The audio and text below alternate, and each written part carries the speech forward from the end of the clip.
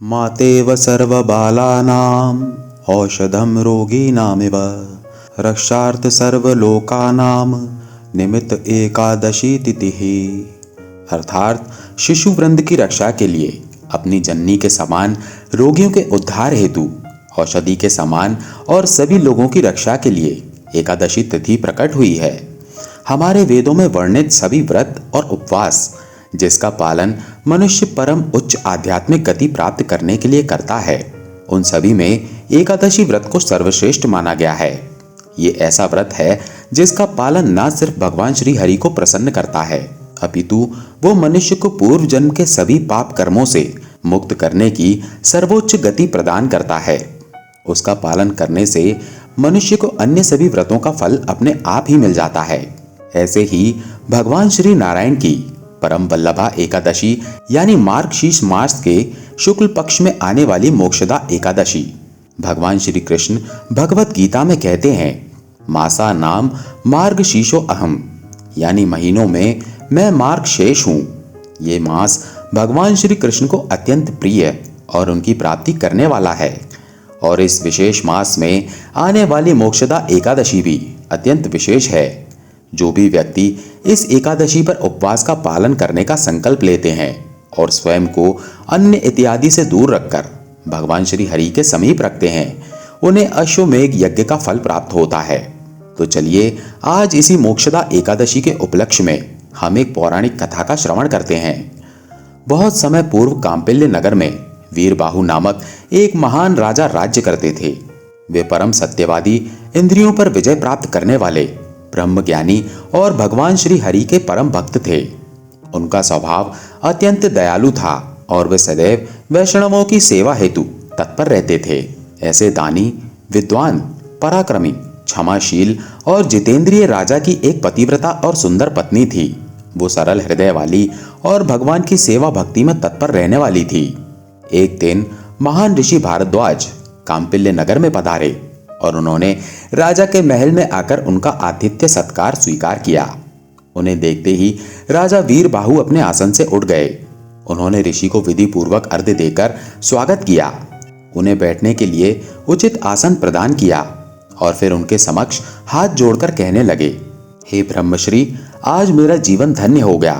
परमात्मा भगवान विष्णु आज मुझ पर अवश्य ही अति प्रसन्न है, जिसके कारण आप जैसे महान योगी राज आज मेरे घर पधारे हैं।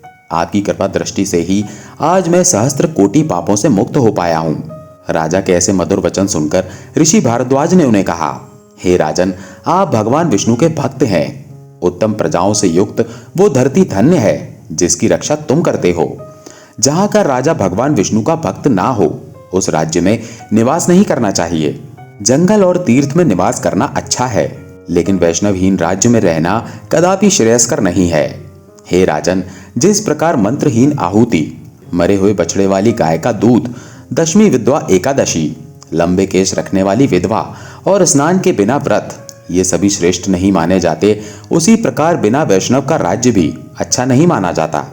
आप स्वयं भगवान विष्णु का भजन करने में तत्पर रहते हैं। आज आपके दर्शन करके मेरी दृष्टि भी धन्य हो गई है। हे राजन, तुम्हारा कल्याण हो, तुम सुखी रहो। अब मैं यहाँ से प्रस्थान करूंगा। जब ऋषि ने इस प्रकार राजा को आशीर्वचन कहे तो राजा की पत्नी महारानी कांतिमती भी वहां उपस्थित हुई। उन्होंने ऋषि भारद्वाज को प्रणाम किया और उन्हें भी आशीर्वाद देते हुए ऋषि ने कहा, हे देवी, आप सदा सौभाग्यवती और पतिव्रता रहें। भगवान विष्णु में आपकी अविचल भक्ति सदा बनी रहे। उसके बाद राजा वीरबाहु ने ऋषि से विनम्रता पूर्वक प्रश्न करते हुए कहा, हे मुनिश्रेष्ठ, मैंने पूर्व जन्म में ऐसा कौन सा पुण्य कर्म किया था जिससे मुझे ऐसा निष्कंटक राज्य, गुणवान पुत्र, मुझ में मन लगाए रखने वाली परम सुंदरी और भगवत भक्त पत्नी इत्यादि की प्राप्ति हुई है। हे मुनि, कृपया हमें ये बताएं कि मैं पूर्व जन्म में कौन था और मेरी पत्नी क्या थी। राजा के प्रश्न सुनकर ऋषि भारद्वाज कहते हैं, हे राजन, पूर्व जन्म में तुम एक जीव हिंसा परायण शूद्र थे। नास्तिक, दुराचारी, पर स्त्रीगामी, कृतज्ञ और उद्दंड, आप सदैव अनैतिक कार्यों में लिप्त रहते थे और आपकी ये पत्नी उस जन्म में भी आपकी पत्नी ही थी। उसने पूर्व जन्म में आपके इन सभी दुर्गुणों के साथ आपको स्वीकार किया था। उस स्त्री ने अपने मन, वचन और कर्म से आपके सिवा किसी और का सेवन कभी नहीं किया था। आपके पाप कर्मों के कारण आपके संपूर्ण परिवार, मित्रों और भाई बंधुओं ने भी आपका त्याग कर दिया था। आपकी संपूर्ण धन संपत्ति नष्ट हो चुकी थी, लेकिन इन सब के बावजूद भी आपकी इस पत्नी ने कभी भी आपका साथ नहीं छोड़ा। धनहीन हो जाने के बाद भी आपकी भोग की इच्छा वैसी ही बनी रही। जब हर प्रकार से आपके जीवन में अनर्थ होता रहा तो आप दिशा शून्य होकर अपनी पत्नी के साथ निर्जन जंगल में रहने चले गए। वहां भी आप अनेक प्रकार के जीवों को मारकर अपना जीवन निर्वाह करते थे और इस प्रकार अनेक वर्ष बीत गए। एक दिन ऐसा हुआ कि एक महामुनि ब्राह्मण राह भटकते हुए उस निर्जन वन में आ पहुंचे। वे श्रेष्ठ ब्राह्मण थे और उनका नाम देव शर्मा था। वे भूख और प्यास से व्याकुल होकर दोपहर के समय वन में गिर पड़े। जैसे ही आपने देखा तो आपके मन में उनके प्रति करुणा का भाव उत्पन्न हुआ। वे ब्राह्मण वृद्ध थे और आपसे अपरिचित थे, फिर भी आपने उनका हाथ पकड़कर उठाया और उन्हें अपने घर ले गए। जब ब्राह्मण को थोड़ी चेतना आई तो उन्होंने नजदीक के सरोवर से जल पिया और फिर वृक्ष की छाया में जाकर बैठ गए। वहां उन्होंने विधि पूर्वक देवताओं और पितरों का तर्पण करके भगवान विष्णु की पूजा की और शीतल जल पिया। जब वे ब्राह्मण देव वृक्ष की छाया में विश्राम कर रहे थे तब उस शूद्र ने वहां आकर अपनी पत्नी के साथ उन्हें साष्टांग प्रणाम किया। उस शूद्र की पत्नी भी अपने साथ ताजे स्वादिष्ट और रसीले फल लेकर आई थी। उन दोनों ने वे फल ब्राह्मण को अर्पित किए तो ब्राह्मण कहने लगे, हे वत्स, मैं तुम्हें नहीं जानता। पहले तुम अपने कुल और जाति का परिचय दो, क्योंकि बिना जाने ब्राह्मण के यहाँ भी भोजन नहीं करना चाहिए।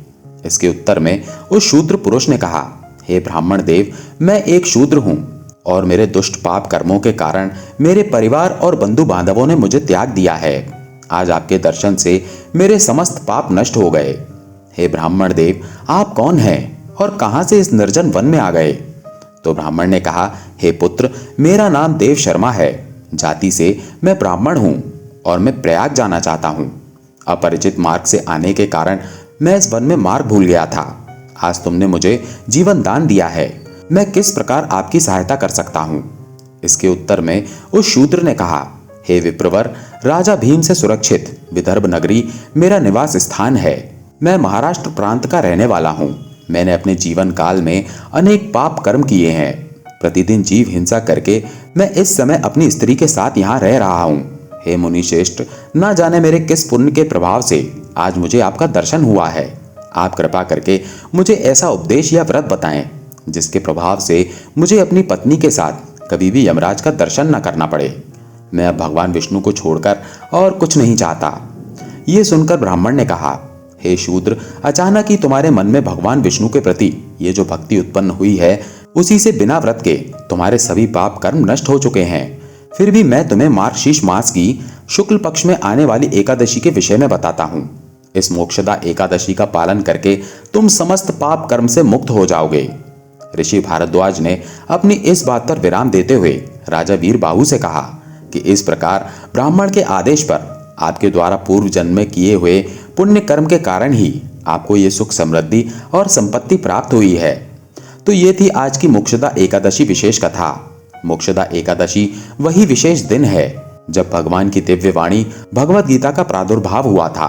भगवान श्री कृष्ण ने अपने सखा अर्जुन को कुरुक्षेत्र के युद्ध क्षेत्र में इस दिव्य ज्ञान को मानव समाज के हित हेतु प्रदान किया था।